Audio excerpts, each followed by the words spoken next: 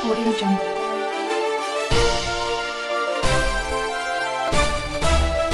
Audio Jungle. Assalamualaikum warahmatullahi wabarakatuh. Kembali lagi bersama saya Fitriani Adiningsi di seputar penyakit tanaman. Penyakit jika menyerang sebuah tanaman maka akan mengakibatkan kerugian. Bukan saja tanaman yang dirugikan, tetapi petani juga akan mengalami kerugian yang signifikan. Maka dari itu, kita perlu mengetahui jenis-jenis penyakit yang menyerang tanaman. Salah satunya, jenis-jenis penyakit yang menyerang tanaman kedelai. Karena, seperti yang kita ketahui, tanaman kedelai merupakan tanaman jenis polong-polongan yang banyak sekali digunakan sebagai bahan makanan. Jika kita mengetahui jenis-jenis penyakit yang menyerang tanaman kedelai, maka kita akan mengetahui atau menentukan tindakan pengendalian yang tepat.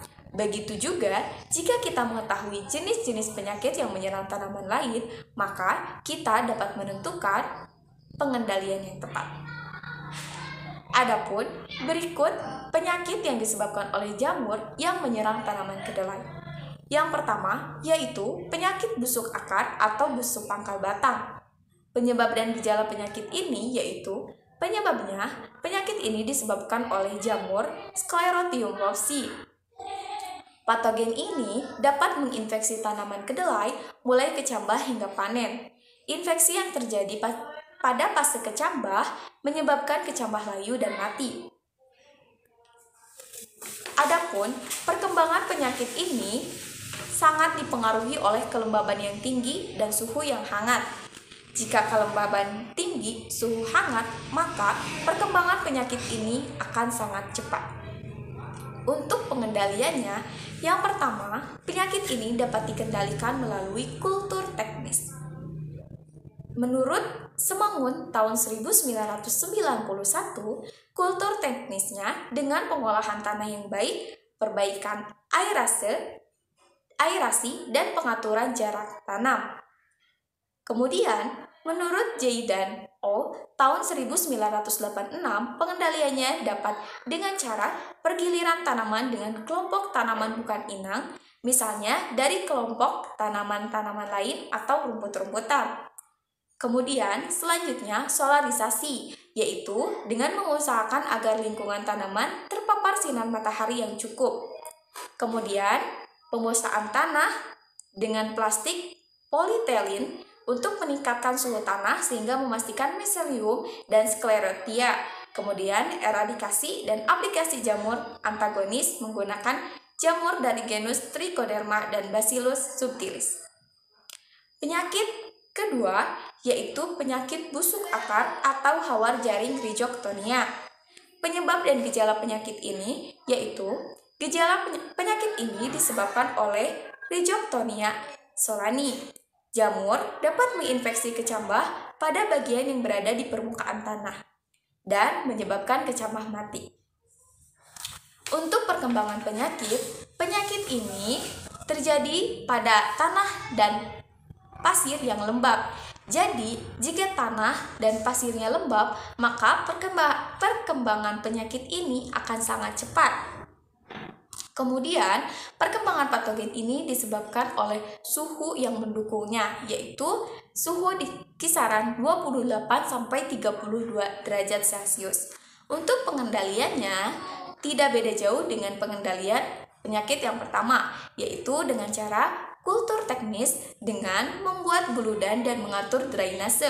Kemudian, menghindari penanaman kedelai saat curah hujan tinggi. Selanjutnya, rotasi dengan tanaman bukan inang. Kemudian, mengurangi sumber inokulum di dalam tanah dengan menjaga kebersihan lahan. Kemudian, pengendalian kimia di lapang menggunakan fungisida berbahan aktif kloranil, kloranop, mancozeb, tiram, dan kaptan. Dan yang terakhir yaitu pengendalian hayati menggunakan jamur antagonis dari genus Trichoderma dan Glycolidium seperti yang disebutkan oleh Ben Hamou tahun 1993. Penyakit yang ketiga yaitu penyakit hawar semai fusarium.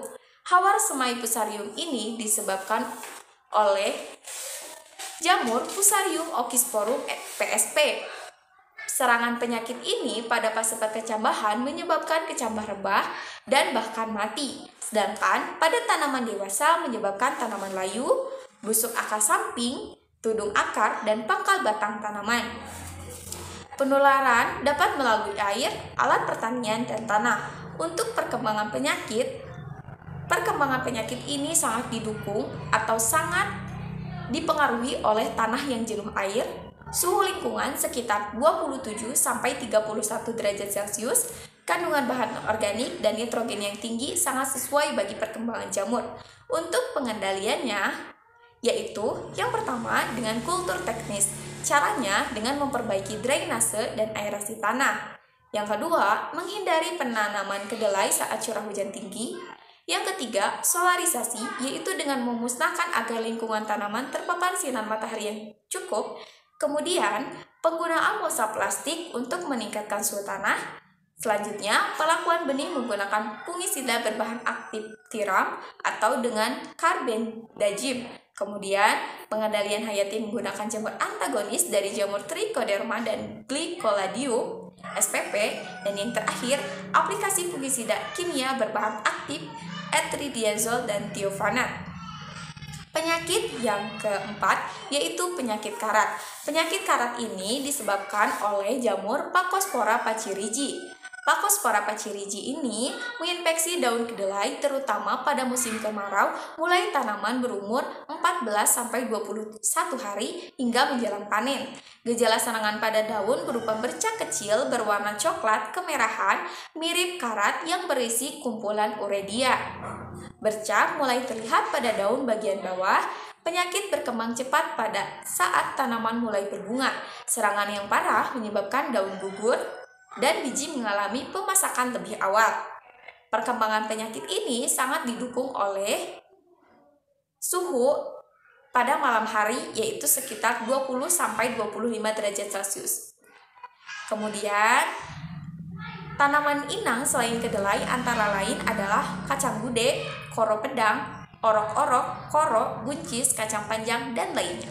Untuk pengendaliannya yaitu menanam varietas toleran seperti Willis Dena 1, tanam serempak, rotasi tanaman dengan tanaman bukan inang, kemudian yang terakhir aplikasi fungisida berbahan aktif Triadimenum dan mancozeb. Untuk penyakit yang kelima yaitu penyakit embun tepung atau powdery mildew. Penyebab dan gejala penyakit ini yaitu penyakit embun disebabkan oleh jamur Microspora diffusa. Gejala khas terlihat pada permukaan daun yaitu tepung putih yang menyebar merata. Warna pada permukaan daun bagian atas maupun bawah merupakan kumpulan miselium dan spora jamur. Serangan yang parah menyebabkan seluruh permukaan daun tertutup oleh tepung putih kemudian menjalar ke batang. Tangkai daun, polong daun berwarna kuning dan kemudian gugur. Perkembangan penyakit ini sangat didukung oleh suhu yang mendukungnya yaitu sekitar 18,3 sampai 23,8 derajat Celcius dari kondisi normal. Dan dipengaruhi oleh patogen ini dipengaruhi oleh bantuan angin. Pengendaliannya yaitu dengan cara menjaga kebersihan lahan, rotasi tanaman dengan tanaman yang bukan inang, aplikasi fungisida kimia berbahan aktif benomil, kemudian aplikasi cendawan mikroparasit Lecanicillium lecani seperti yang disebutkan oleh Perhar et al. Tahun 1996, Prayogo et al. Tahun 2009. Mungkin sekian yang dapat saya sampaikan mengenai penyakit atau jenis-jenis penyakit yang disebabkan oleh jamur yang menyerang tanaman kedelai. Mohon maaf apabila ada kesalahan. Terima kasih. Wassalamualaikum warahmatullahi wabarakatuh.